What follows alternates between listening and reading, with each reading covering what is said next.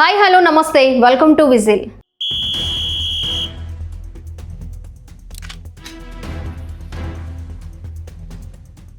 రెండు 2024 ఎన్నికల తరువాత వైసీపీ పరిస్థితి రోజు రోజుకు దిగజారిపోతుంది. పార్టీలో కీలక నేతలంతా ఇప్పటికే వైసీపీకి గుడ్ బై చెప్పేశారు. జగన్ అత్యంత సన్నిహితులు, అక్రమాస్తుల కేసులో సహా నిందితులు విజయసాయిరెడ్డి, మోపిదేవి వెంకటరమణ వంటి నేతలు కూడా నీకో నమస్కారం అని చెప్పేసి పార్టీ నుంచి దూరంగా వెళ్ళిపోయారు. కొన్ని నియోజకవర్గాలలో పార్టీని నడిపించే నేత కూడా కరువయ్యారు. దీంతో కార్యకర్తల్లో ఉత్సాహం నింపేందుకు జగన్ రెచ్చగొట్టే ప్రసంగాలు చేస్తున్నారు. ఇప్పుడు ప్రతి నెల ఒక జిల్లాలో ఏదో ఒక వంకతో పర్యటిస్తూ వైసీపీ ఉనికిని కాపాడుకునే ప్రయత్నం చేస్తున్నారు. అయితే ఇదే సమయంలో పేర్ని నాని, అంబటి రాంబాబు వంటి కొందరు నేతలు చేస్తున్న వ్యాఖ్యలు ఆ పార్టీ పరువును మరింత దిగజారుస్తున్నాయి. దీంతో వైసీపీలోనే ఉంటే తమ పరువు కూడా పోతుందని పార్టీలో పలువురు సీనియర్ నేతలు మదనపడుతున్నారు. మాజీ మంత్రులు ధర్మాన ప్రసాదరావు, బొత్స సత్యనారాయణ సహా పలువురు సీనియర్ నేతలు కనీసం బయటకు మాట్లాడేందుకు కూడా సుముఖత చూపడం లేదు. నరుకుతాం, చంపుతామని కార్యకర్తలు అంటుంటే అంటే తప్పేంటి అని పార్టీ అధినేత స్వయంగా వారిని వెనకేసుకు రావడం పట్ల సీనియర్లు గుర్రుగా ఉన్నారు. ఇలాంటి వ్యాఖ్యలు చేయడం వల్లే గత ఎన్నికల్లో కేవలం 11 స్థానాలే వచ్చాయని, అయినా అధినేతలో ఎలాంటి మార్పు రాలేదనేది ఆ పార్టీ సీనియర్ నేతల మాట. నిన్నటి వరకు అధినేత మాటే వేదం అన్నట్లుగా వ్యవహరించిన వైసీపీ సీనియర్ నేతలు ఇప్పుడు ఒక్కొక్కరుగా నిరసన గళం వినిపిస్తున్నారు. ఇదే అదునుగా తమ మనసులో మాటను బయటపెడుతున్నారు కూడా. వైసీపీ నేతల్లో ఇప్పటి నుంచి టికెట్ల కోసం నేతలు తమ అధినేతను బ్లాక్మెయిల్ చేస్తున్నారనే మాట బలంగా వినిపిస్తోంది.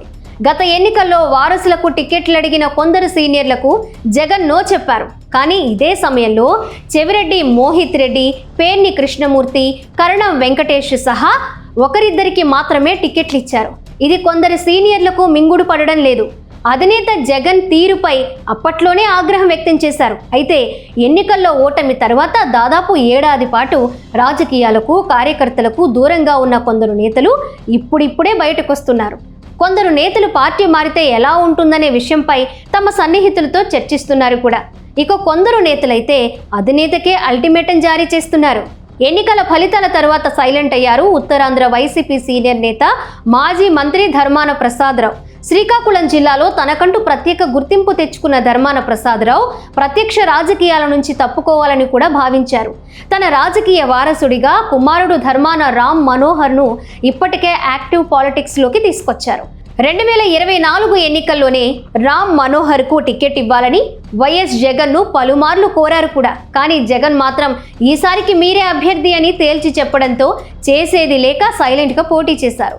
ఎన్నికల ఓటమి తరువాత ఏడాదికి పైగా నియోజకవర్గానికి, కార్యకర్తలకు దూరంగా ఉన్నారు ధర్మాన ప్రసాదరావు. కానీ ఇటీవల తన అనుచరులతో సమావేశమైన ధర్మాన తన మనసులో మాట బయటపెట్టారు. రాబోయే ఎన్నికల్లో తన కుమారుడికి శ్రీకాకుళం ఎమ్మెల్యే టికెట్తో పాటు తనకు కూడా శ్రీకాకుళం ఎంపీ టికెట్ ఇవ్వాలన్నారు. అలా ఇస్తేనే రాజకీయాల్లో ఉంటానని, లేదంటే వైసీపీలో ఉండేదే లేదని తేల్చేశారు. ఇదే విషయం పార్టీ పెద్దల ద్వారా అధినేత దృష్టికి తీసుకువెళ్ళినట్లు ధర్మాన తన సన్నిహితులకు స్పష్టం చేశారు.